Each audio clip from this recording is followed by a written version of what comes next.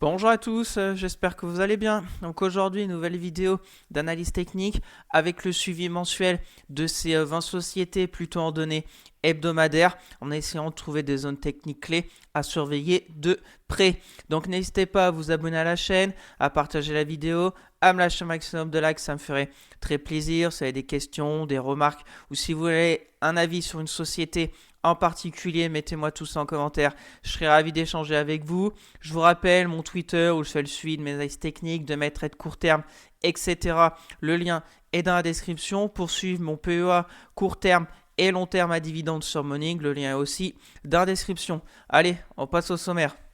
Donc j'ai essayé de classer ces 20 sociétés par rapport à leur secteur d'activité. On commencera avec Arkema, ensuite il y aura ArcelorMittal, de la tech avec Dassault Systèmes, Swatech ou encore ST Microelectronics, la santé avec Essilor-Luxottica, Eurofins Scientifique, la consommation discrétionnaire Hermès, Pernod Ricard, L'Oréal, du Bouygues, du Airbus, Legrand, les télécoms avec Orange, le tourisme avec Compagnie des Alpes. Ensuite, il y aura Edenred, BNP Paribas, le constructeur automobile Stellantis, GTT et on terminera avec Veolia. Bien sûr, je ne suis pas un conseiller financier. Mon avis dans cette vidéo ne représente pas un conseil d'investissement. Elle est juste réalisée à but pédagogique. Chaque investisseur doit avoir sa propre stratégie. Investir en bourse représente un risque. Vous êtes le seul responsable de vos achats et ventes d'actions. Allez, c'est parti sur TradingView. Comme d'habitude, je vous rappelle rapidement le principe de ces vidéos. C'est un suivi mois après mois de ces 20 sociétés avec une analyse technique plutôt en données hebdomadaires pour une vision moyen terme, long terme. Donc chaque mois, on voit comment ont évolué les 4 dernières semaines le cours de ces 20 sociétés et on ajuste au mieux les zones techniques, que ce soit des supports majeurs, des résistances aussi majeures et on voit si les cours ont enfoncé un support ou cassé une résistance. Donc Arkema, et puis bien évidemment durant les 4 semaines, je ne touche à rien et puis on voit ensemble où en sont les cours. Arkema, il y a un mois, on était par ici, début décembre, on avait validé notre zone de support clé à 73,35 €. On a tenté de repasser au-dessus des 76, sauf qu'on a fait une mèche haute et on a tout cassé par le bas. Donc les 73,35 € ont été enfoncés, donc c'est pas très bon signe. De toute façon, la tendance est bien évidemment baissière.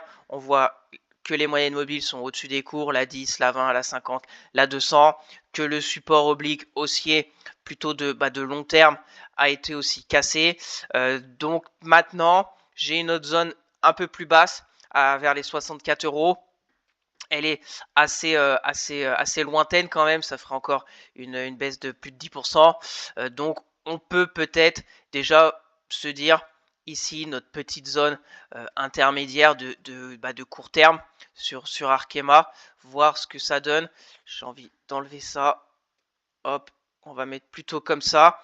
Donc pour Arkema, ce qu'il va falloir suivre dans les prochaines semaines, c'est déjà pour du mieux un passage en clôture en hebdo au-dessus de la moyenne mobile 10 et ça serait bien au-dessus des 76 € parce que 76 € c'est le dernier sommet dans la tendance baissière. Donc quand on repassera, si on repasse sous peu au-dessus des 76, on sera plus sur la tendance baissière, mais on sera au moins neutre sur Arkema. A contrario, bon bah si on casse les 70, on casse les plus bas récents et on ira peut-être direction les 64 €. Donc pour conclure ce Arkema, très faible, même le RSI est très faible et encore de la place pour aller plus bas en zone de survente. On verra bien si les résultats du 27 février peuvent nous donner un catalyseur pour une reprise soit de la baisse, soit une invalidation de la baisse et au moins une stabilisation. Donc j'ai envie de dire prudence sur Arkema pour le moyen terme. On continue. ArcelorMittal. Donc ArcelorMittal, on avait une résistance oblique baissière. Ce qui était intéressant sur ArcelorMittal, c'était ce support oblique haussier qui était plutôt pas mal. On avait cassé la résistance oblique baissière. On s'était bien stabilisé durant presque un mois, du 11 novembre jusqu'au 9 décembre. Et malheureusement, ce range était plutôt un range de distribution parce qu'on l'a cassé par le bas. Ça a accéléré, ça a accéléré dans la baisse. Le support oblique haussier a été cassé. on est retourné en dessous de cette résistance oblique baissière, donc on peut peut-être l'ajuster rapidement comme cela, voir à peu près voilà les sommets pour nous donner au moins un repère visuel. Donc on va remonter un peu notre zone qui est pour moi la résistance maintenant, et ben c'est un peu la résistance oblique baissière, les 24,40 plus la moyenne mobile 200 hebdomadaire. Donc c'est pas joli aussi ArcelorMittal. J'avais une petite zone de polarité à 22 €, et ben elle est aussi enfoncée. Donc j'ai envie de dire sûrement rendez-vous vers 20 €.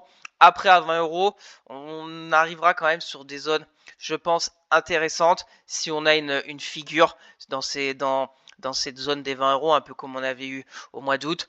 Et après, on va peut-être se mettre sous forme de range si on revient ici, que ça essaye de repartir. Ça serait le moins pire. Et puis après, si ça casse les 20 €, on a une dernière zone à 18,30 € environ. On va la mettre. On verra bien. Je pense pas que durant un mois, on aille aussi bas, mais bon, tout peut arriver. On va identifier nos 3 zones clés.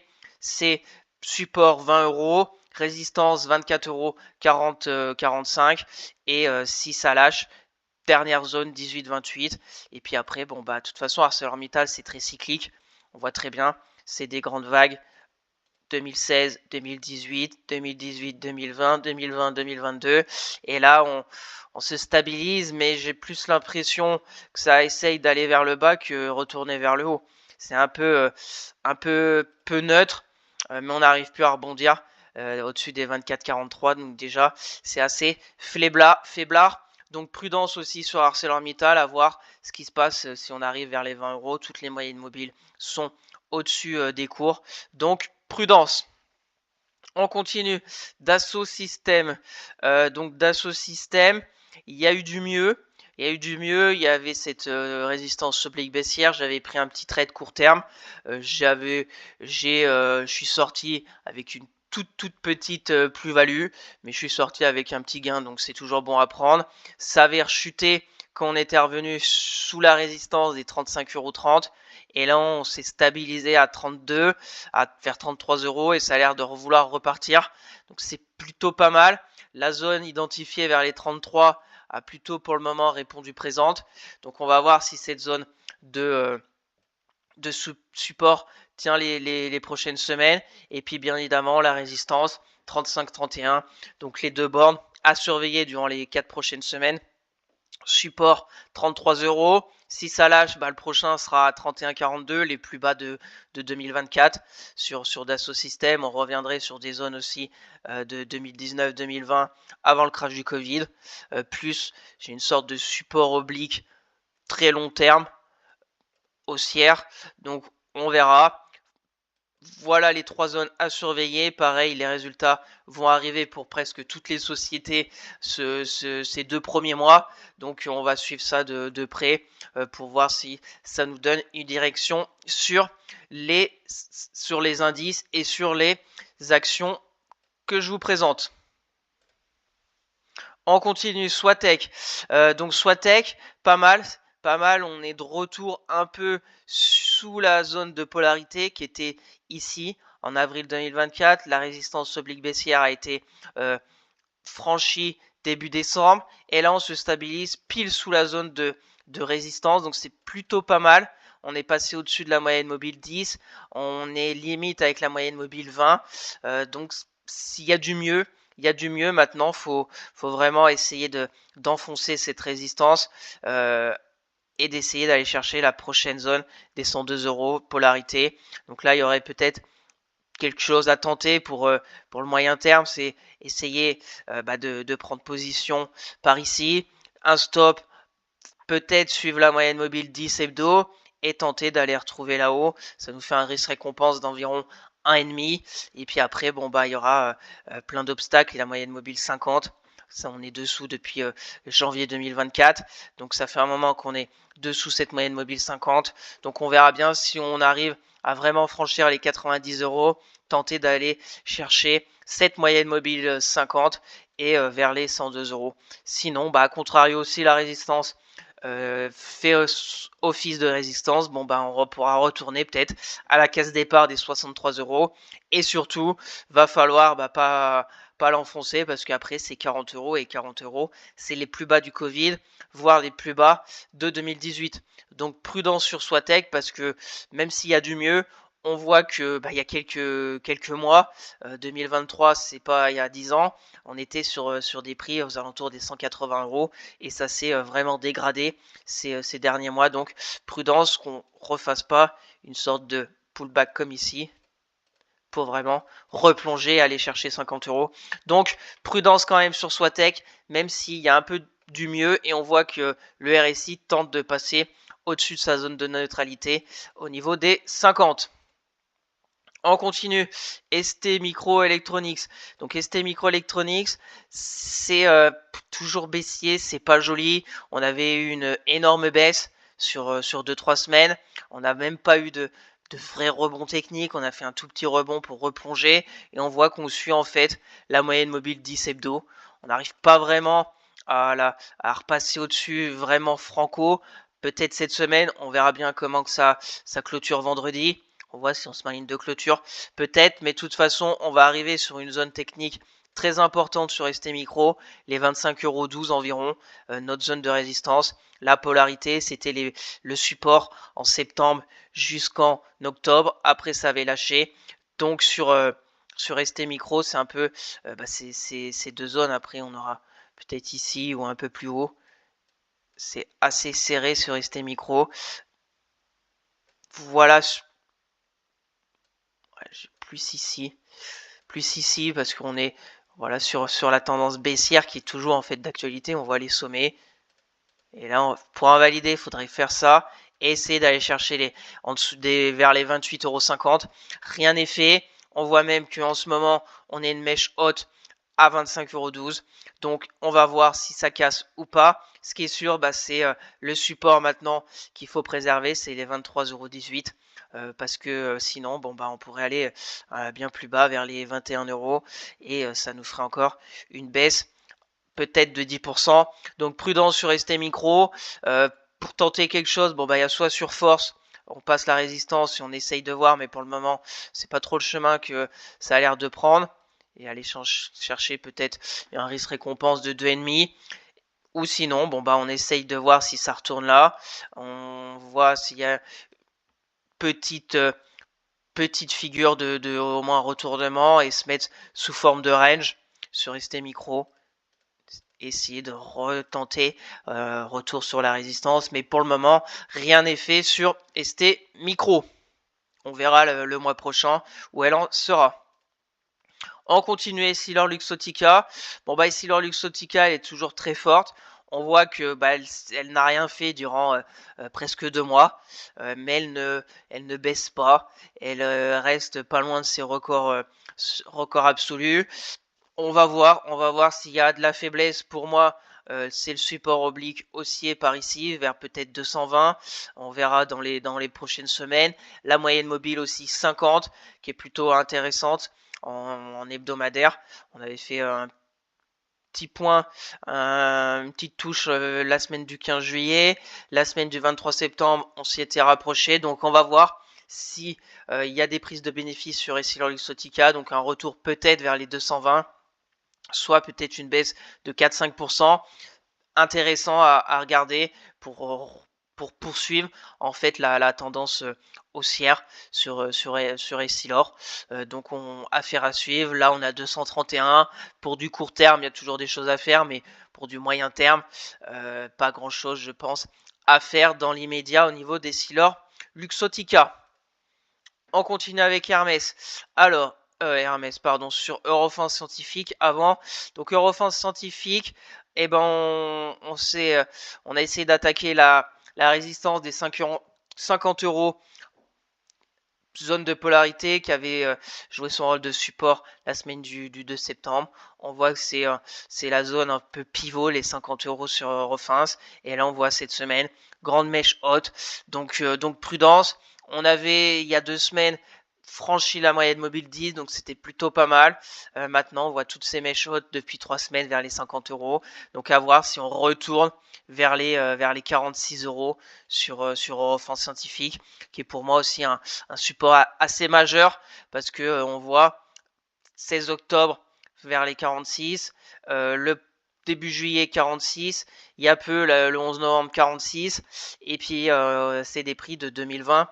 Donc prudence aussi sur Eurofins Scientifique, parce que là c'est pareil. On était revenu en octobre 2023, on avait fait une belle reprise pour aller chercher 58. Pareil au mois de juillet. Et là, pour le moment, on a fait 45 et on bute à 50. Donc voilà, on voit que plus ça avance, moins les rebonds sont importants et ça va peut-être casser les 45-44. Donc prudence sur Eurofins. Pareil, après c'est 42 euros, mèche basse, où il y avait beaucoup de volatilité la semaine du 24 juin. Et après, bon, on aura le temps d'en reparler le mois prochain, je pense. Attention, fin du mois, résultat d'Eurofins Scientifique. Donc, prudence sur le titre. On continue avec Hermès. Donc, Hermès, pas mal, vraiment pas mal. On est presque sur des nouveaux records. C'est vraiment la plus forte dans son secteur du luxe, que ce soit LVMH, L'Oréal ou même Kering qui est vraiment toujours à la cave. Et Hermès est presque sur des nouveaux records. La zone ici de résistance des 2232 avait été franchie le début décembre. On a fait une sorte de pullback la semaine dernière et une reprise de la hausse. Donc techniquement, c'est plutôt pas mal. Maintenant, sur Hermès, tant qu'on tient les 2232, rien à signaler. On va voir si les 2400 euros vont être franchis durant les 4 prochaines semaines pour de nouveaux records. On peut peut-être tracer, non, on verra prochainement si y a un peu de prise de bénéfice quand on arrivera là-haut. Donc sur Hermès, 2232. Après, on a peut-être une petite zone intermédiaire si ça casse, peut-être ici, avant d'aller vraiment à 2018. Là, on a toujours un gap, je pense. Si j'ai tracé ça, toujours un gap. Oui, toujours un gap haussier qui n'est pas clôturé. Le gap haussier du 24 septembre qui n'est pas clôturé. On voit en journalier aussi croisement M50, M200, donc plutôt très positif. Donc affaire à suivre. Sur Hermès, curieux de voir dans un mois si elle aura réussi à franchir sa résistance des 2400 ou si on aura un retour vers son support et zone de polarité des 2230 euros. Attention, résultat mi-février, on aura le temps d'en reparler. On continue, Pernod Ricard. Pernod Ricard, elle n'y arrive pas. Elle n'arrive pas. Tous les mois, je vous parle de cette moyenne mobile 10 hebdo, que ça serait déjà un premier signal encourageant de passer au-dessus. Et depuis octobre 2024, elle n'y arrive pas. Et voilà, cette semaine, mèche haute. On va voir aussi comment ça clôture. Support en approche, descend 3,65 €. Donc vraiment pour moi, attention, on peut même maintenant baisser encore notre zone de résistance.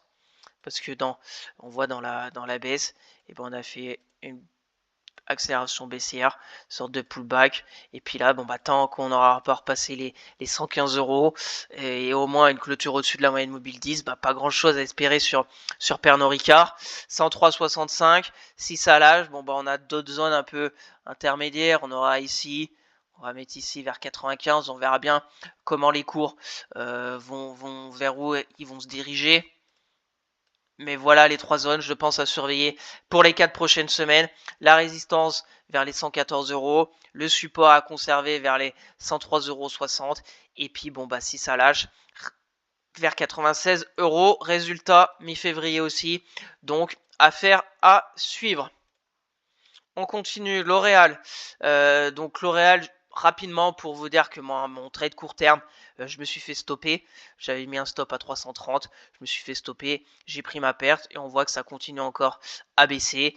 Je vous en reparlerai plus longuement ce week-end pour le suivi de mes trades court terme. Donc voilà, au niveau de L'Oréal en hebdomadaire, ça continue. Ça continue sur la tendance baissière. et j'ai même envie de mettre ça parce que là on a un gap, c'était un peu mon objectif. Là on voit très bien, j'avais pris position le 20 décembre. Mon objectif c'était d'aller combler ce gap baissier, sauf que bon il y a rien eu et mon stop a été touché aujourd'hui à 330 €. Donc je sors avec une petite perte et on en reparlera samedi. Je crois une perte de à peu près 4%, un peu plus, ouais, 3, non, un peu moins, 3%. Donc voilà sur L'Oréal en hebdo. De toute façon, pareil, on est timidement passé il y a quelques semaines au-dessus de cette moyenne mobile 10, mais vraiment très timidement. On replonge. On va peut-être clôturer cette semaine au plus bas encore. Parce qu'on voit que ici le 11 novembre on était vers cette zone des 330, des 300, oui 327. Donc prudence. Pour moi, L'Oréal, elle va peut-être continuer. Après il y a 305 €, très belle zone de support. On voit ici le double creux réalisé entre juin 2022 et octobre 2022. Donc affaire à suivre. On va noter juste ça avec la mèche un peu plus haut là. On va mettre ici, on va voir. On va voir, c'est assez court terme, c'est assez resserré pour voir vraiment si L'Oréal arrive au moins à se stabiliser vers les 320 € ou pas durant les prochaines semaines. Résultat début février aussi. Donc prudence. Pour le moment, il n'y a pas vraiment une reprise sur L'Oréal. J'avais tenté, je me suis fait sortir, c'est pas grave. Attention, toutes les moyennes mobiles sont au-dessus des cours. Le RSI, il y a encore de la place. Donc, prudence sur L'Oréal. On continue. Bouygues. Donc, Bouygues, elle est toujours entre nos deux bornes là qu'on avait identifiées. Support à 27,57. Résistance et zone de polarité vers les 30 €. Ça zigzague. On est toujours pareil, faible. En dessous de cette moyenne mobile 10 hebdomadaire. Donc, pas vraiment de directionnel, pas grand chose, RSI très faiblard, ça fait un moment qu'on est en dessous de la zone des 50, attention peut-être un croisement M50, M200 à la baisse à venir dans les prochaines semaines, donc rien de particulier de plus à dire sur Bouygues, assez neutre, court terme, sur du moyen terme baissier, ça me fait penser un peu, là on avait eu une baisse, stabilisation, ça avait lâché, là pareil, stabilisation, ça avait lâché, et là, on est en train peut-être de faire la même chose. Donc, il faut espérer tenir les 27,57 € durant les prochaines semaines. Et pourquoi pas repasser au-dessus des 30 €. Ça pourrait être intéressant au niveau de Bouygues. On continue Airbus. Donc, Airbus, vraiment pas mal. Elle se stabilise maintenant au-dessus de cette zone des 152 €, 153 €. On va remonter ça. Parce que pour le moment, notre zone de support sur Airbus est à 153 €. On voit très bien, on avait fait la première jambe de hausse, la stabilisation avec des petites prises de bénéfices. La deuxième, on a eu la même chose, stabilisation avec petite prise de bénéfices. Et là, ça essaye de repartir vers le haut. On verra bien ce que ça va donner. Est-ce que Airbus va retourner sur ses plus hauts de 2024 vers les 172 €? Ça va être à suivre. Les moyennes mobiles sont toutes en dessous des cours, donc c'est plutôt positif. On a la 10, la 50, la 20. Il faudrait que la 20 croise avec la 50 pour bien être dans le bon ordre sur une belle tendance haussière. Mais c'est plutôt pas mal au niveau d'Airbus. Donc support court terme à 152,76 €. Et puis après, 142 € si ça lâche. Et pour moi, la résistance, on a une petite zone ici de résistance, mais c'est plutôt pour du court terme. On va laisser comme ça, 172 €. Attention, résultat aussi mi-février. Donc février, il y aura énormément de résultats. Ça va vraiment peut-être nous donner un catalyseur pour ce début d'année. On continue avec le grand. Donc le grand, ça essaye vraiment de sauver un peu ce support oblique haussier que j'avais identifié sur une sorte de canal haussier, mais c'est vraiment très limite pour moi. On voit la zone de polarité un peu horizontale des 93 €, 10, c'est pareil, ça tient, mais on voit cette semaine une sorte de mèche haute. Pareil, on est en dessous de la moyenne mobile 10 hebdo. On a encore la moyenne mobile 200 hebdo qui peut être intéressante. Donc, si les cours de Legrand revenaient vers les 88, 89 €, à suivre, mais voilà, c'est faible, c'est baissier court terme, on voit, c'est peut-être on va faire ça et repartir. Donc pour moi, la zone de résistance à franchir, c'est les 97,40, soit une clôture au-dessus déjà de la moyenne mobile 10 pour essayer d'aller combler ce gap baissier, cet énorme gap baissier ici du 7 novembre. Donc on verra bien la suite. Support à préserver 93,10 €, résistance à franchir 97,40 et on se donne rendez-vous dans un mois pour voir si la baisse continue sur le grand et qu'elle se dirige vers les 89 € et sa moyenne mobile 200. On continue avec Orange. Donc Orange, elle se dirige vers ce grosse zone de support. Pour moi, vers 9,20 € sur Orange, on voit très bien en données hebdomadaires les plus bas du Covid. On fait en novembre 2020, tout 2021, fin d'année 2021, 2022 aussi, 2024 aussi. On revient vers les 10,50 et on était reparti. Donc direction peut-être les 9,20. Là, à 9,20 €, il y aura peut-être des choses à faire sur Orange, mais voilà, c'est baissier court terme. Pareil, moyenne mobile 10, 20, 50, 200. La 50 hebdo vient de croiser à la baisse la 200. Donc c'est quand même pas joli sur Orange. Donc pareil, résultat mi-février.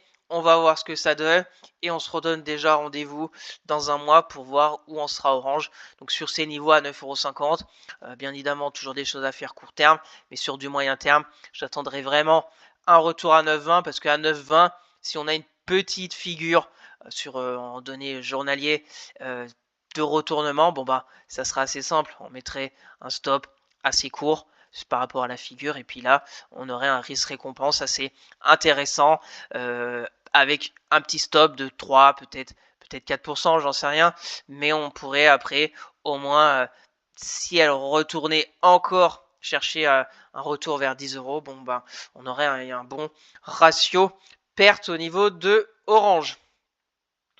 On continue, Compagnie des Alpes. Donc Compagnie des Alpes, toujours sous cette résistance des 15,28 €.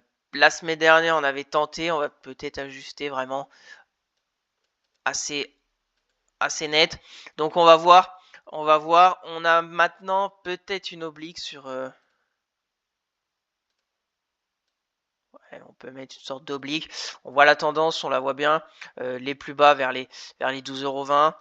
On vient là. Et là, on essaye. Donc, on va voir si elle va casser cette résistance des 15,40 € pour aller chercher une autre zone vers les 16,30. Ou à contrario, on va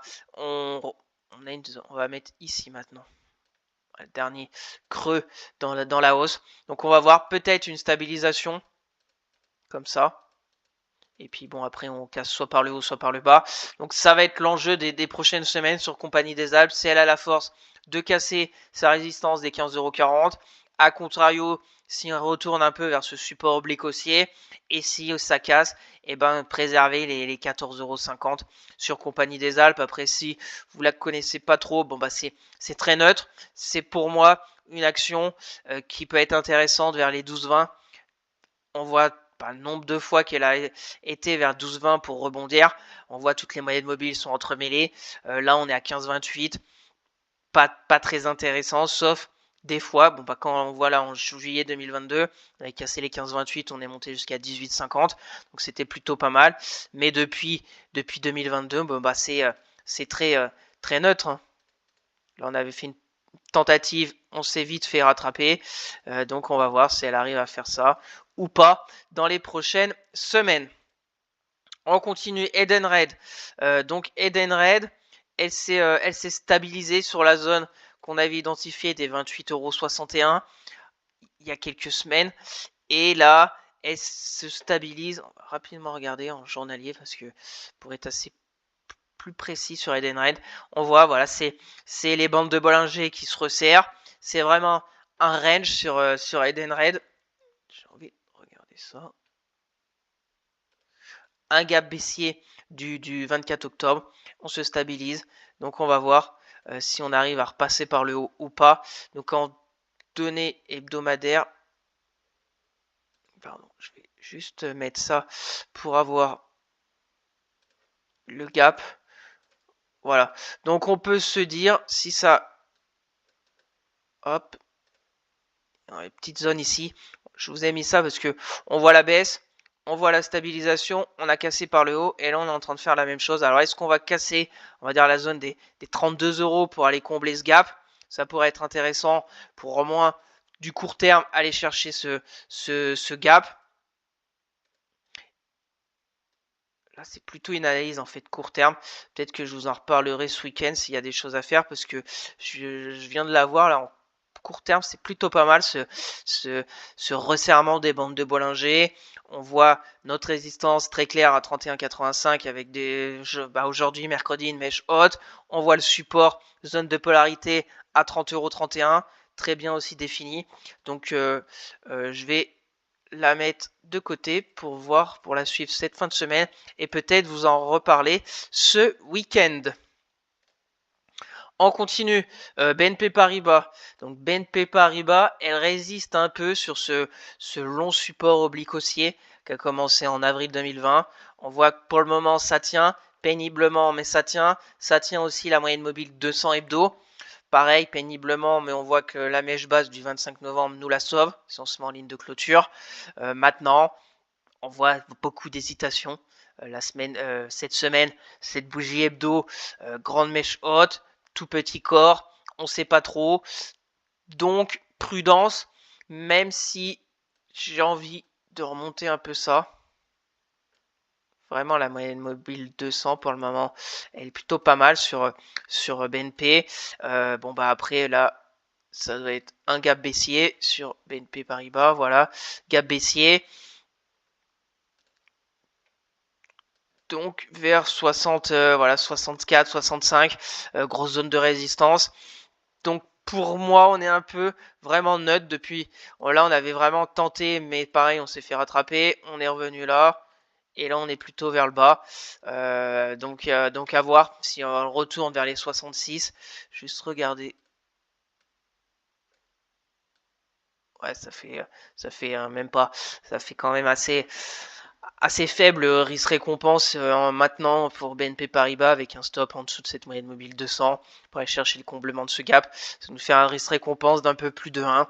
Voilà, on est un peu au milieu de nulle part, j'ai envie de dire, sur BNP Paribas. Il faudrait soit vraiment revenir et voir quelque chose d'intéressant, voir vraiment des prises de bénéfices, un peu d'affolement, et puis à 41,81 pour du moyen terme, long terme sur BNP. Là, c'est, je pense, une bonne zone sur une bancaire. C'est pour ça que je l'ai toujours la zone des 41,81. On verra bien s'il y a de l'affolement en 2025 sur BNP et si on retourne par ici. Là, on est plutôt sur des plus hauts. Après, c'est pareil, il y a toujours des choses à faire court terme avec un beau money management, etc. Mais ici, vers 60 €, j'ai pas grand-chose de très clair sur BNP Paribas. On continue Stellantis. Donc Stellantis, toujours la même chose. Toujours les deux mêmes bornes. Même si là, on avait tenté. Allez, on va mettre ici avec la méchotte. On va même enlever ça. On va faire un peu de ménage. Donc, pour moi, résistance 13,30 €. Support ici à 11 €, à peu près à 12 €. Donc, tant que ça tient le support à 12 €, bah, c'est plutôt pas mal. Ça peut construire, ou au moins, ça peut se stabiliser. Pareil, j'avais pris un trade court terme. Je suis ressorti, je crois, avec aussi un petit gain.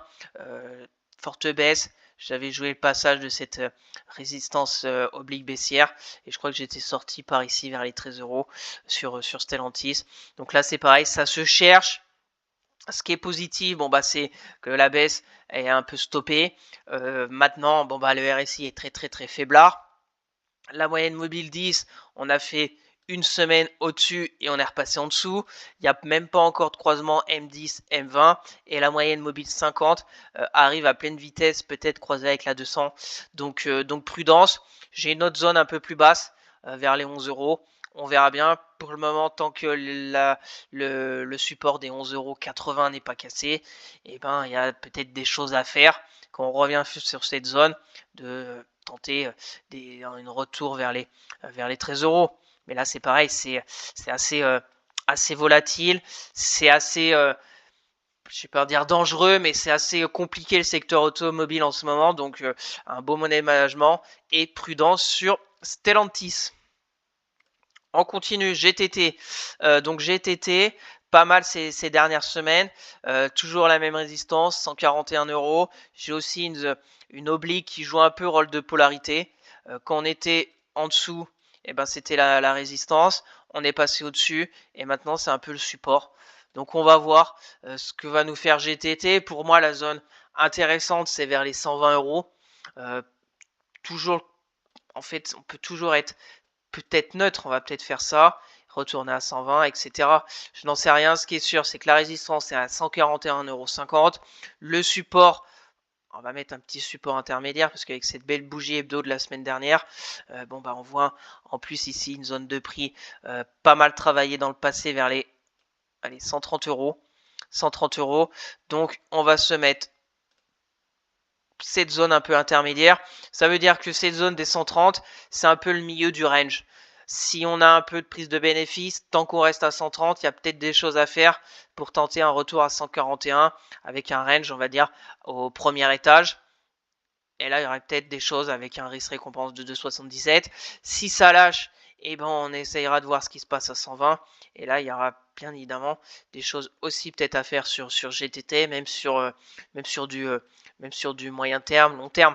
Là, 120 €, c'est plutôt une zone que j'attends personnellement sur un titre qui m'intéresse. Mais voilà, 130, là, il y avait sûrement des choses à faire parce qu'après on a fait une hausse de 7%, mais j'ai loupé le train. Là, vers la zone de résistance à 141, pour moi, rien d'intéressant en ce moment sur GTT. Et on va finir avec Veolia. Donc Veolia, pareil, vraiment faiblard, très très faible. On avait cette zone de support qui était plutôt intéressante à 27 €. On l'a cassé la semaine du 16 décembre et là on n'arrive plus. On n'arrive plus à reprendre les 27 €. On voit très bien, la semaine dernière, mèche haute, cette semaine, mèche haute. On a cassé la moyenne mobile 200 hebdo, donc c'est plutôt mauvais signe. Le RSI très faiblard, donc pareil, pas grand chose à faire. La moyenne mobile 10 hebdo est bien au-dessus des cours. Donc toutes les moyennes mobiles sont au-dessus des cours, donc la tendance est baissière. Jusque où elle peut baisser, je n'en sais rien. On va juste enlever un peu cette zone. Pour moi, c'est là-haut, hein. Déjà, un passage au-dessus des 27,71, clôture au-dessus de la moyenne mobile 200, la moyenne mobile 10 hebdo, ça serait déjà pas mal. A contrario, le support à conserver, 26 €, 26,30 €, 35 ici, mais je base du 5 août, à vraiment conserver pour pas après aller la prochaine zone de support sur Veolia, c'est vers les 25,40 €. Donc, affaire à suivre, les résultats sont fin février, donc on aura le temps aussi d'en reparler. Donc voilà ce tour d'horizon en ce début d'année 2025 de ces 20 sociétés. N'ont pas vraiment énormément bougé depuis un mois, sauf certaines.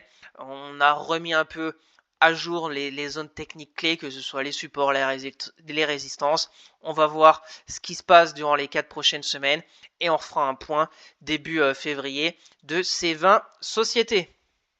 Donc merci à tous d'avoir suivi cette vidéo, j'espère que ça vous plaît, ce suivi technique mois après mois de ces 20 sociétés. Donc n'hésitez pas à vous abonner à la chaîne, à partager la vidéo, à me lâcher un maximum de likes, ça me ferait très plaisir. Si vous avez des questions, des remarques ou si vous voulez un avis sur une société, mettez-moi tout ça en commentaire, je serai ravi d'échanger avec vous. Je vous rappelle mon Twitter où je fais le suivi de mes analyses techniques, de mes trades court terme, etc.